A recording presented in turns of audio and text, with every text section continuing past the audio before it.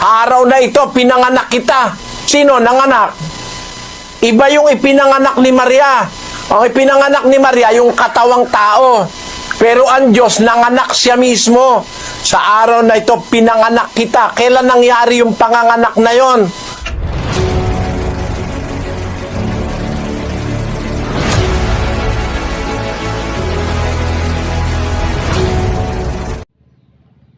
Narito na naman po muli mga kaibigan ang programang Expose the Truth.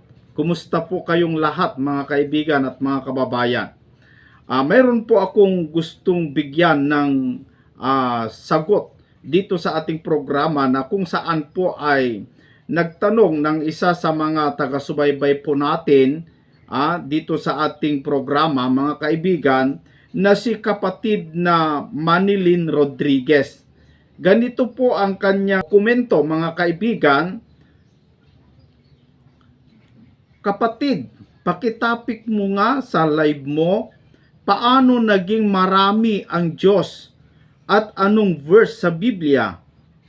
Basta ang paniniwala ni Eli Soriano, dalawa ang tunay na Diyos sa langit. Hindi lingid sa iyo yan. Kaya yan, patunayan mo yan bro. Saan sa Biblia yung faith na yan? So, yan po ang komento ni kapatid na Manilyn Rodriguez. Isa po siyang Iglesia ni Cristo, mga kaibigan, miyembro ng Iglesia ni Cristo. Ewan ko kung ministro siya, mga kaibigan, pero yan po ang kanyang gustong maliwanagan dito sa ating programa. Kasi mga kaibigan, hindi po lingid sa atin na sa ating kapatid na Eli Soriano, naniniwala po siya na Diyos ang Panginoong Jesucristo. At tayo din mga kaibigan, ano?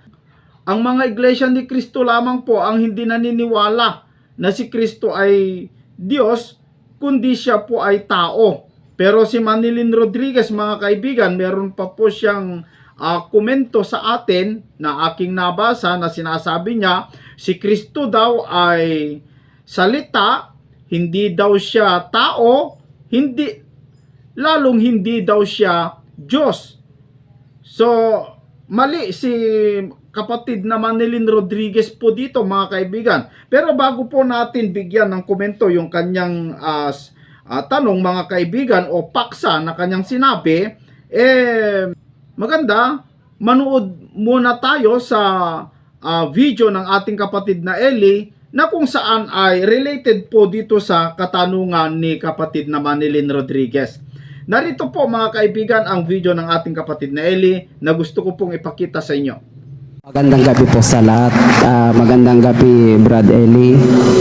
May kinalaman po yung tanong ko sa pahayag po ni Kristo na ang sabi po niya at ito ang buhay na walang hanggan, ang makilala kanila bilang iisang Diyos na tunay. At ang pahayag din po ng Panginoong Diyos, ang Ama po, na ang sabi po niya ay, ako ang Diyos at walang iba liban sa akin. Ang gumugulo po sa isipan ko at sa iba pa siguro, Brother Eli, kung Diyos po ang ating Panginoong Jesucristo na yun pong itinuturo sa Biblia at Diyos din po ang Ama, hindi po kaya kontra ito sa pahayag mismo ng Ama. Sana po ay maliwanagan po kami at maraming salamat po. Ang Diyos walang hanggan, infinite. Hindi mo pwedeng bilangin yon. Hindi mo pwedeng ibilangin. Ang infinite hindi binibilang. Yung infinity, hindi binibilang yon. Infinity nga yun eh. Walang number na lalapat sa infinity. Walang number na lalapat sa walang hanggan. Tandaan mo yon kapatid. Walang lalapat na number sa walang hanggan. Ang Diyos walang hanggan. Ang Diyos infinite. Ano ibig sabihin ng infinite? Wala siyang sukat. Sabi niya, pinupuno ko ang langit at ang lupa. Saan ako magkakasya? Sabi niya. Hindi nga siya pwedeng magkasya sa langit at sa lupa dahil pinupuno niyang buo eh. Ano? Yun ang kanyang pagka-infinite. Ngayon, para maintindihan mo yung gulo Babasahin ko yung 17:3 ng Juan. At ito ang buhay na walang hanggan, na ikaw ay makilala nila na iisang Diyos na tunay at siyang iyong sinugo sa makatwid bagay, si Hesukristo. Kung basahin nila, hindi naman nila tinutuloy Makilala nila na iisang Diyos na tunay. Ganun lang. Tapos na ron. Hindi naman ganun ang nasa Biblia. Dapat makilala mo dalawa. No? Makilala ka nila na iisang Diyos na tunay, nakatingala siya sa langit dyan Kung naintindihan mo, kapatid, umpisahan natin sa 17:1. Ang mga bagay na ito ay sinalita ni Jesus at sa pagtingala ng kanyang mga mata sa langit ay sinabi niya, Ama, dumating na ang oras. Luwalhatiin mo ang iyong anak upang ikaw ay luwalhatiin ng anak. Gaya ng ibinigay mo sa kanya ang kapamahalaan sa lahat ng laman upang bigyan niya ng buhay na walang hanggan ang lahat ng ibinigay mo sa kanya. At ito ang buhay na walang hanggan, na ikaw ay makilala nila na iisang Diyos na tunay at siyang iyong sinugo sa makatwid bagay, si Hesukristo. Niluwalhati kita sa lupa pagkaganap ko ng gawa na ipinagawa mo sa akin. At ngayon, Ama, luwalhatiin mo ako sa iyo rin ng kaluwalhatiang aking tinamo sa iyo bago ang sanglibutan ay naging gayon. Kita mo, ako itutuloy mo lang pala, maintindihan mo sinasabi ni Kristo Ang sabi niya, pagtingala niya sa langit, tanda mo, nakatingala siya sa langit. Nananalangin siya sa Ama. Ama, dumating na ang oras, luwalhatiin mo ang iyong anak upang ikaw ay luwalhatiin ng anak. Tapos sabi niya, ito ang buhay na walang hanggan. Nakatingala siya sa langit niya, makilala ka nila na iisang Diyos na tunay. Nakatingala siya sa langit. Bakit? Wala kasi siya sa langit noon Wala siya sa langit noon, nandito siya sa lupa, nagkatawan tao na nga siya. Bumaba na siya, galing siya sa langit, bumaba siya. Basahin natin ang 6:38 ng Juan. Sapagkat bumaba akong mula sa langit, hindi upang gawin ko ang aking sariling kalooban, kundi ang kalooban ng nagsugo sa akin. Di wala na siya sa langit, bumaba nga siya Saan siya galing? Sa langit. Meron man tao sa langit na nag-umpisa sa langit? Wala nun. Walang tao sa langit, kapatid, na manggagaling sa langit, bababa sa lupa, tapos tao. Wala nun. Ngayon, kung nandito siya sa baba, nakatingala siya ngayon. Ang kausap niya yung Ama. Ama, ito ang buhay na wala hanggan. Makilala ka nila ng mga taong Kristiyano na iisang Diyos na tunay. Saan? Doon sa langit. No? Nung oras na yon. Kasi, nung oras na yun, wala siya sa langit, nasa lupa siya. Ba't siya nasa lupa? Bumabae ka akong mula sa langit. Pero kung itutuloy mo sa 17:5, ngayon, Ama, luwalhatiin mo ako sa iyo. Sa iyo rin ang kaluwalhati ang aking tinamo sa iyo bago ang sanlibutan naging gayon. Wala pa palang sanlibutan nagtamo na siya ng kaluwalhatian sa Ama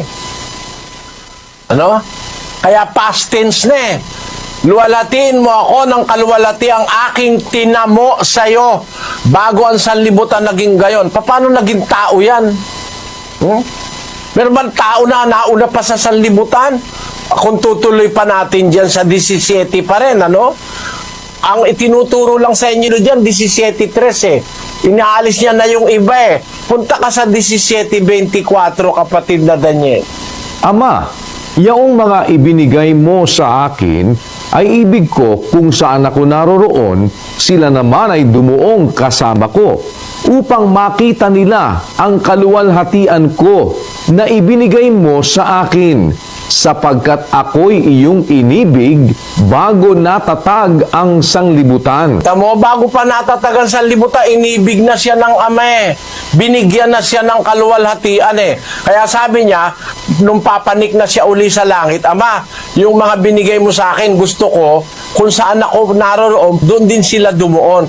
Para makita nila yung kaluwalhatiang ibinigay mo sa akin, sapagkat ako'y inibig mo bago natatagan sa libutan. Eh, nauna pa pala siya sa universo eh. No? Paano ngayon tao yan? Ganito, babalikan ko 17:3, at ito ang buhay na walang hanggan, na ikaw ay makilala nila na iisang Diyos na tunay. At, kaya nga may koma tapos may ate. Dapat makilala mo rin at siyang iyong sinugo sa makatwid bagay si Jesucristo. Dapat, kung kinikilala mo yung Ama, kilalanin mo rin si Kristo. Dalawa silang kikilalanin mo. 14:1 ng Juan. Huwag magulumihanan ng inyong puso. Magsisampalataya kayo sa Diyos. Magsisampalataya naman kayo sa akin. O, dalawa silang kikilalanin mo eh. Magsisampalataya kayo sa Diyos, magsisampalataya naman kayo sa akin. Ama at anak yan eh. Ngayon, yung anak ba ng Diyos, sino ba ng anak doon? Basahin natin ang 2:7 ng awit. Aking sasaysayin ang tungkol sa pasya. Sinabi ng Panginoon sa akin, ikaw ay aking anak. Sa araw na ito ay ipinanganak kita. Ngayon, nung palang araw pa, matagal na, sabi ng Diyos, ikaw ay aking anak, sa araw na ito, ipinanganak kita. Eh, bakit ipinanganak ng Diyos yung anak? Saan ba nag-umpisa yung anak? Basahin natin ang 1:18 ng Juan. Walang taong nakakita kailanman sa Diyos. Ang bugtong na anak na nasa sinapupunan ng Ama, siya ang nagpakilala sa Kanya. Noong umpisa pala, yung anak nasa sinapupunan ng Ama. Yung anak na nasa sinapupunan ng Ama, ipinanganak niya. Kaya sabi ng Diyos, ikaw ay aking anak, sa araw na ito, ipinanganak kita. Kailan naganap yung panganganak sa kay Kristo? Yung Ama kasi nanganganak yun eh. Eh nung may kausap ako doon sa Pampanga, ibig may sabihin, ang Diyos nanganak. Bakit ka ako tutol ka ba sa nasa Biblia? Sabi ng Diyos eh, araw na ito, pinanganak kita. Sino nanganak? Iba yung ipinanganak ni Maria. Ang ipinanganak ni Maria, yung katawang tao. Pero ang Diyos, nanganak siya mismo. Sa araw na ito, pinanganak kita. Kailan nangyari yung panganganak na yon? Bago ang sanlibutan ay natatag. Ulitin natin ang 24. Ama, yaong mga ibinigay mo sa akin ay ibig ko kung saan ako naroroon, sila naman ay dumuong kasama ko upang makita nila ang kaluwalhatian ko na ibinigay mo sa akin, sapagkat ako'y iyong inibig bago natatag ang sanglibutan. Kung natatag ang sanlibutan eh, pinanganak na siya ng Ama eh. Galing siya sa sinapupunan ng Ama. Ganito ngayon kapatid, makinig ka mabuti. Hindi ba si Eva galing sa tadyang ni Adan? Basahin natin ang Henesis. Ito totoo sa Biblia ito, wala akong dinadagdag. 2:21. At hinulugan ng Panginoong Diyos ng di kawasang himbing ang lalaki, at siya'y natulog, at kinuha ang isa sa kanyang mga tadyang, at pinapaghilom ang laman sa dakong yaon. At ang tadyang na kinuha ng Panginoong Diyos sa lalaki ay ginawang isang babae, at ito'y dinala niya sa lalaki. At sinabi ng lalaki, ito nga'y buto ng aking mga buto at laman ng aking laman. Siya'y tatawaging babae sapagkat sa lalaki siya kinuha. Kaya't iiwan ng lalaki ang kanyang ama at ang kanyang ina at makikipisan sa kanyang asawa at sila'y magiging isang laman. Kita mo, doon ang galing yung prinsipyo na yung mag-asawa, isang laman. Bakit? Galing si Eva kay Adan eh. Sa umpisa talaga namang isa sila eh. Kaya pagka ng lalaki nagkaasawa, yung asawa niya itinuturing na kaisa niyang laman. O katunayan, 19:5 ng Mateo. At sinabi, dahil dito'y iiwan ng lalaki ang kaniyang ama at ina at makikisama sa kaniyang asawa at ang dalawa ay magiging isang laman. Kaya nga, hindi na sila dalawa, kundi isang laman. Ang pinapagsama nga ng Diyos ay huwag papaghiwalayin ng tao. Sabi ni Kristo, kaya nga yung lalaki at babae nag-asawa, hindi na sila dalawa, isa na sila. Kasi galing yung babae sa lalaki. Originally, isa lang. Ganon ang Diyos. Isa lang naman talaga ang Diyos sa umpise. Ako ang una, sabi niya. Nanganak siya. Galing sa sinapupunan niya. Parang si Eva, galing sa tadyang ni Adan. Pag nag-asawa ngayon ng lalaki, ang pronouncement ng Diyos, ang sabi ng Diyos, hindi na dalawa, kundi isang laman. Tutulan mo nga ngayon yon. Hindi na dalawa, hindi isang laman. Hindi, dalawa lalaki at babae, dalawa. Yun ang sabihin mo. Sabi ng Diyos hindi na dalawa, isa lang. Di yung dalawa, isa lang. Para sa Diyos. Yung ama, saka yung anak, hindi ba umpisa isa lang yon? Nanggaling sa sinapupunan, pinanganak niya. O ngayon, dalawa na sila. Hindi dalawa sila. Hindi sila isa. Ano sabi ng Diyos? 10:30 ng buwan. Ako at ang ama ay iisa. Tapos bibilang-bilangin mo, sabihin mo, dalawa. Ang nagsabi na nga siya ako at ang ama, iisa. Kasi originally, isa lang naman sila talaga Galing siya sa sinapupunan ng ama. Ngayon, magbibilang ka, i-apply mo sa Diyos. Paano mo mabibilang yun Walang hanggan yun. O ngayon, magbilang ka man, ang bilang ng Diyos, ako at ang ama, iisa. O di isa pa rin. Alin ang mali? Ang mali yung binibilang yung Diyos parang tao. Sa tao nga, yung mag-asawa, hindi mo dapat bilangin dalawa Dalawa, isang laman. Hindi na sila dalawa, isa lang sila. Sabi ng Diyos. Sabi naman, hindi, dalawa. Ang tigas ng ulo Sinabi na nga, hindi na dalawa, isa na lang Kasi originally naman talaga isa. Ganon din yung ama't anak. Ako at ang ama, nagsasalita yung anak. Ako at ang ama ay iisa. Sinasabi niya yung absolute truth. Nang wala pa ang lahat ng bagay, ang absolute truth, nag-iisa ang Diyos. I am the first. Sabi niya, ako ang una. Ba't siya una? Wala namang nauna sa kanya Pagka siya una nag-exist. Pero pagkaraan ng ilang panahon, yung nasa sinapupunan niya, pinanganak niya doon sa eternity.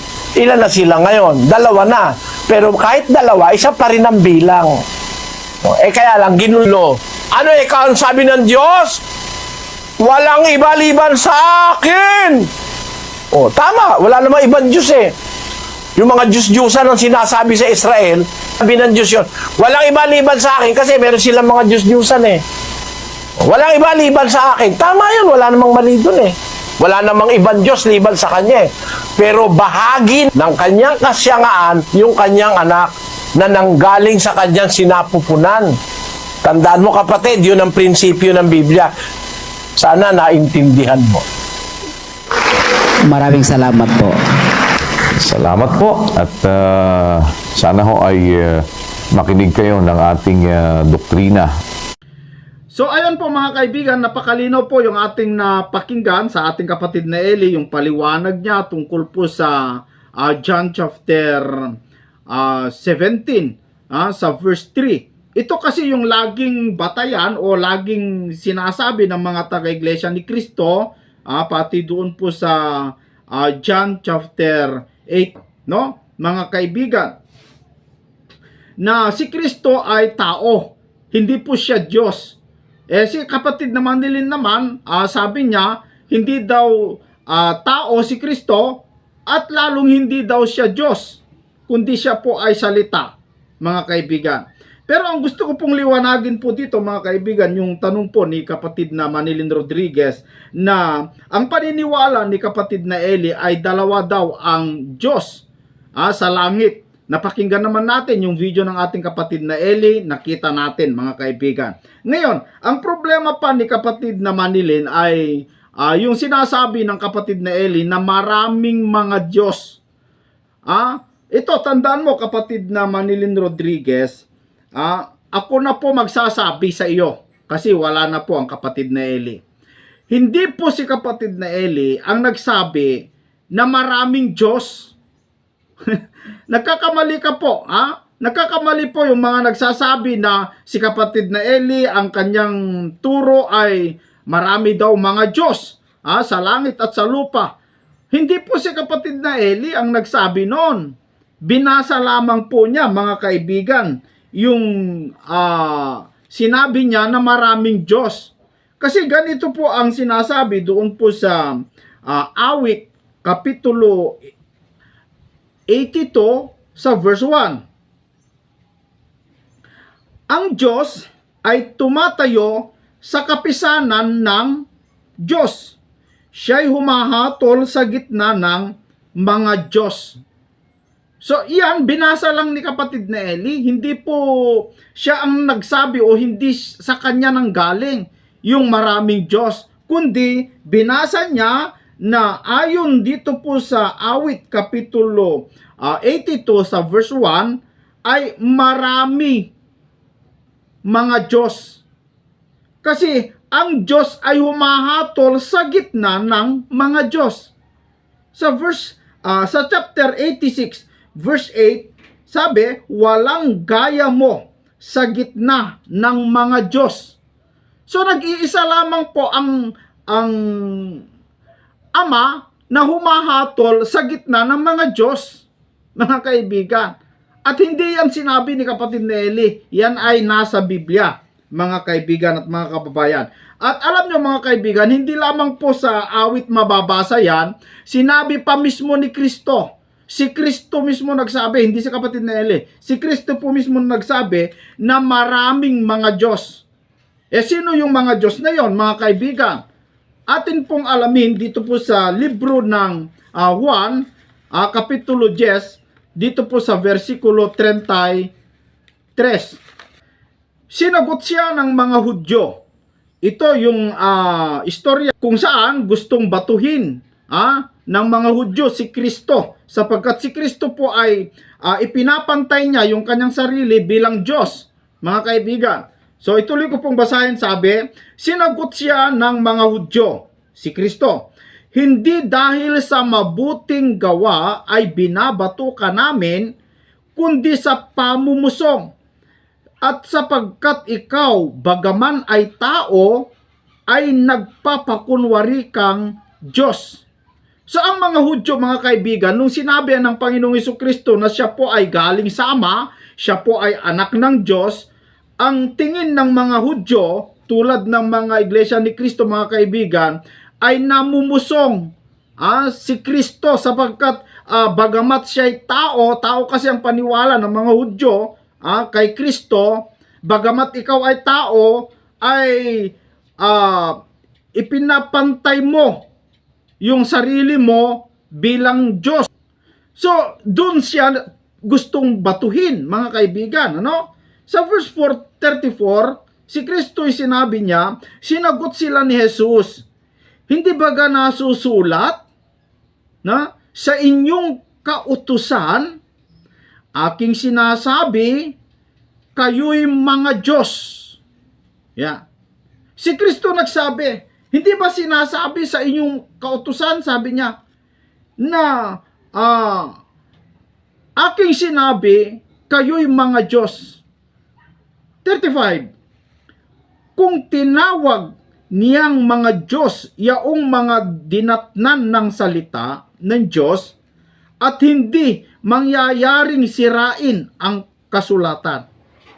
Sabi ni Kristo, kung tinawag niyang mga Diyos yung mga dinatnan ng salita, yung mga dinatnan pala ng mga salita, yung nasa kanya yung salita ng Diyos, nakaalam ng salita ng Diyos, ang tingin pala ng Diyos sa kanila ay Diyos din. Diyos din. Kung yung mga dinatnan ng mga salita ay Diyos, di lalo na yung nagsasalita, mga kaibigan. Si Kristo po kasi ay salita ng Diyos. Kung yung dinatnan ng salita ay tinatawag na Diyos, yun pa kayang salita, kapatid na Manilyn Rodriguez, di lalo na Diyos yun.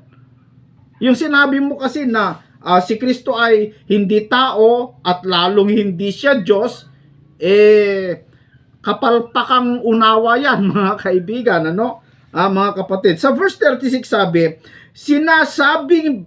Sinasabi baga ninyo tungkol sa kanya, kay Kristo, yung mga Hudyo, na pinabanal ng Ama at sinugo sa sanglibutan. Ikaw ay namumusong sapagkat sinasabi ko, ako ang anak ng Diyos. Nung sinabi ng Panginoong Jesucristo, ako ay anak ng Diyos, so ibig sabihin, pwede siyang makipantay sa Diyos. Kasi kung anak, kung ano yung pagmamayari ng Ama, pagmamayari din ng anak. Kung ano yung kapangyarihan ng Ama, kapangyarihan din ng anak. So, pwede silang magkapantay. Pamumusong para sa tingin ng mga Hudyo yon. Katulad ng mga iglesia ni Kristo ito, mga kaibigan at mga kababayan, na ayaw tanggapin na si Kristo ay Diyos, bagamat siya'y tao ang pagkakilala nila, mga kaibigan. Iba naman si kapatid na Manilyn Rodriguez. Si kapatid na Manilyn Rodriguez ay sinabi niya na si Kristo daw ay hindi daw siya tao, lalong hindi daw siya Diyos. Ewan ko, hindi siguro pa nabasa ni kapatid na Manilyn Rodriguez yung John 1:1. Ano sabi doon po sa John 1:1?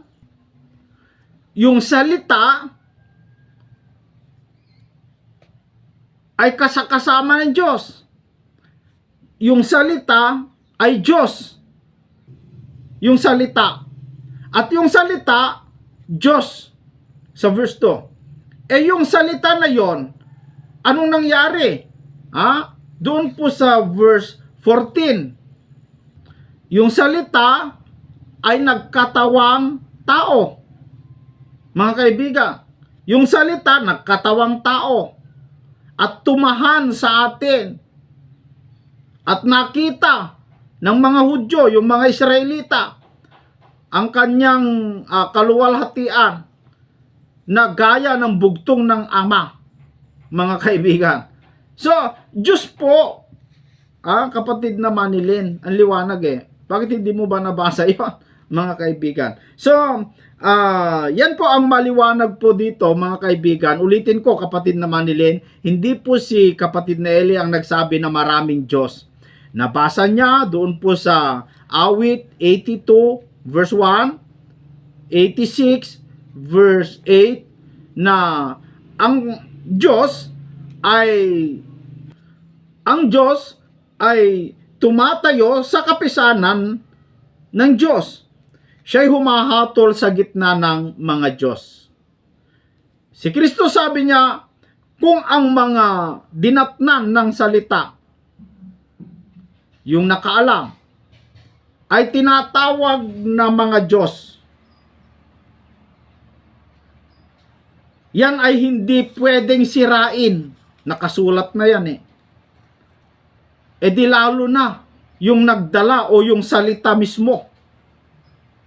Kung ikaw na natatnan ng salita ay tinatawag kang Diyos, di lalo na yung salita na dumating sa iyo, di lalo ng Diyos yon, mga kaibigan.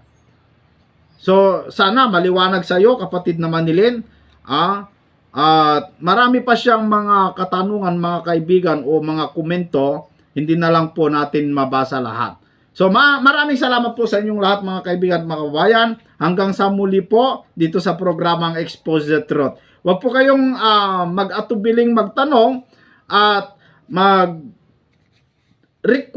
ng video ng ating kapatid na Eli at sikapin po natin maipalabas, mga kaibigan. Yung mga nagtatanong, mga kapatid, na yung mga video ng ating kapatid na Eli, hinahanap pa po natin, mga kaibigan. Hayaan po, ninyo at kapag atin pong nakita ay ipapalabas din agad natin.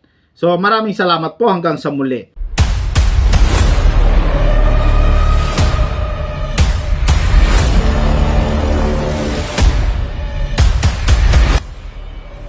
Isang layuning marangal na umalam ng katotohanan, bagaman marami sa atin ang hindi naniniwala, pero naniniwala akong isang step ito, isang malaking hakbang patungo sa pagkakilala ng katotohanan, kasi lahat ho ng ating pakikinggan at lahat ng maaari nating mapakinggan sa mundo ay isang step sa katotohanan ng pakikinig sa lahat. Yun po ang sinasabi sa unang Juan 4:1, gaya ng pangungusap ni San Juan. Mga minamahal, huwag kayong magsipaniwala sa bawat espiritu, kundi inyong subukin ang mga espiritu kung sila'y sa Diyos, sapagkat maraming nagsilitaw na mga bulaang propeta sa sanglibutan. Maliwanag po sa talata na subukin ng mga espiritu kung sila'y sa Diyos. Therefore, ang intention po kaya tayo susubok ng mga espiritu para ating makita yung sa Diyos. Lahat tayo naman siguro gusto natin maging sa Diyos. Bagaman, it will be an undeniable biblical fact na hindi lahat ng tao ay gustong maging sa Diyos. Bagaman mayor party po ng tao sa mundo gustong maging sa Diyos, meron pong tao ayaw maging sa Diyos eh. Pakinggan nyo sa 53:1 ng awit. Ganito po ang nakasulat.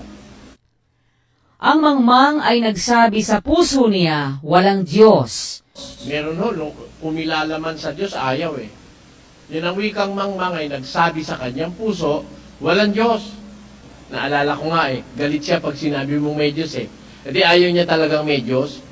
Kaya sabi sa Biblia, ang mangmang nagsabi sa kanyang puso, walang Diyos.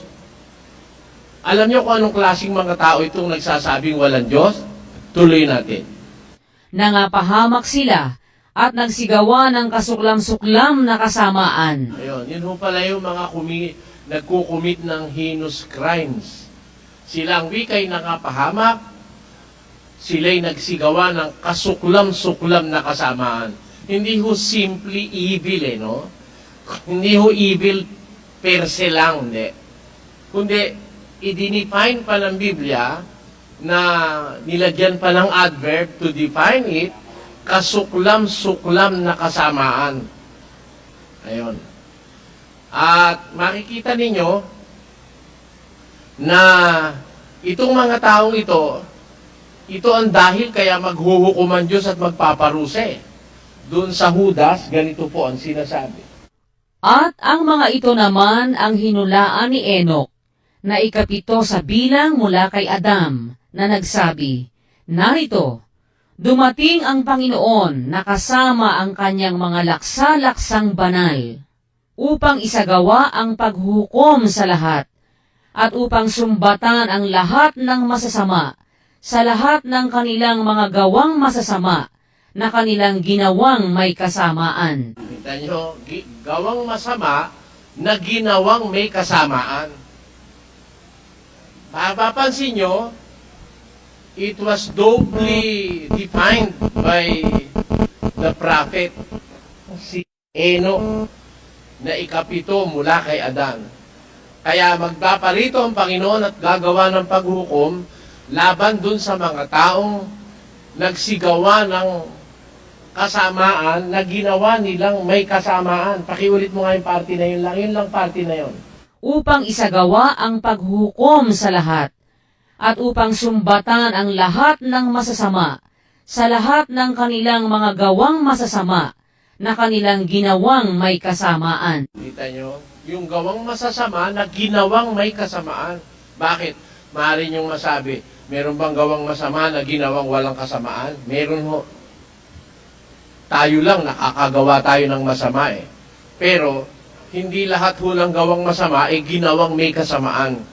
Merong gawang masama, sometimes you have done it unintentionally. Hindi mo sinasadya. Hindi mo pinlano. hindi mo ginusto. Pero itong mga taong ito na masasama, na ayaw maniwala ang may Diyos, kung gumawa sila ng masama, ginagawa nila yung masama na may kasamaan. Sana po napukuha nyo ang punto sa bagay na yun. Hindi naman ho lahat kasi ng makakaral, pinakikita yun eh. Ngayon, yun hong salita na yun na sinasabi ko sa inyo, yun ho ang pruweba ko na meron hong mga tao na talagang ayaw na meron Diyos. Pero ako po naniniwala itong ating ginagawang ito, it's a simple but a giant step papunta sa Diyos. Kasi yung magbasa ka lang, makinig ka lang, kahit sino pa pinakinggan mo, isang step yun, sabi ng Biblia. Subukin ninyo ang bawat espiritu kung sila'y sa Diyos. Believe not in all spirits, but test the spirits if they are of God. Because there are so many false prophets that have risen. Kaya, ang sabi ng Biblia, titingnan muna natin bago tayo maniniwala sa mga espiritu. Kung sinusunod natin yon, nakikinig tayo sa lahat ng mga nagsasalita, gumagawa na tayo ng isang malaking hakbang papunta sa ating kaligtasan. Yun hong matiyak natin kung alinan sa Diyos. Ngayon, tayo po kumuha ng suggestion. Meron po kayong suggestion para sa, kung gusto nyong mapaglingkuran namin ng inyong suggestion, yung pag-aaral. So ayan po mga kaibigan, napakaganda po yung topic na ating naalaman. Ang huling katanungan na dapat natin sundan, yung kung paano po tayo makaanib samantalang nasa Jerusalem, yung tinutukoy ng Biblia na dapat nating aniban. Ang tanong ay paano po tayo makaanib? Kailangan pa ba tayo mapunta doon sa Jerusalem para umanib? O sino po ang nagdala? Ang katwiran ng Iglesia Katolika dito, mga kaibigan, ay sila daw ang nagdala ang problema, yung kanilang dinalang aral, malayo po sa katotohanan. Kasi yung dala-dala nilang aral nung pumunta ang Kastila dito sa Pilipinas, ay yung lumuhod sa mga santo, mga rebulto, mga rosaryo, purgatorio, bayad sa panalangin, kung ano-ano mga kaibigan, ang dala nilang aral na wala namang katotohanan. Tapos pag suriin mo sa history mga kaibigan, ang hindi po aanib sa Iglesia Katolika papatayin. Kumbaga ay sapilitan ang diskarte nila mga kaibigan, kaya sila lumaganap ng husto. So yun po ay hindi katotohanang aral, hindi katotohanang katwiran ng mga Iglesia Katolika. Itong mga taga punto por punto masyadong maangkin, mga kaibigan. So yan po ang ating hanapin, yung karugtong mga kapatid. Sana po ay makita natin yung karugtong nito para malaman po natin kung paano po makaanib sa tunay na iglesia na nanggaling sa Jerusalem. Kung kailangan pa ba tayo pumunta sa Jerusalem.